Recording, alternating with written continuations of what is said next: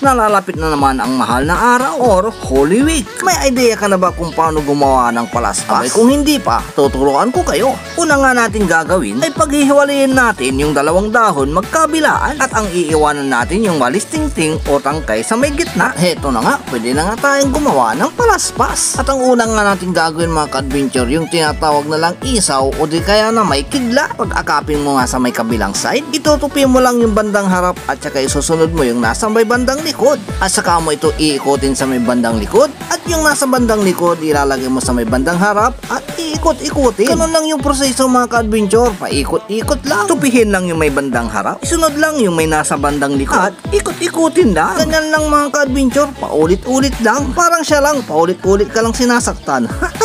Ganyan lamang yung proseso ng paggawa ng palaspas mga ka-adventure. Ituloy-tuloy mo lang hanggang marating mo yung dulo, tsaka mo ito ibubuhol. Yung iba nga nating mga kababayan mga ka-adventure, pinagkakakitaan to. Binibinta nga nila ito online o di kaya naman pagdating ng mahal na araw, makikita mo sila sa may bandang gilid o harap ng simbahan. So yun mga ka-adventure, may palaspas ka na. Sa susunod na video, ipapakita ko naman sa inyo kung paano gumawa ng maibang design na palaspas.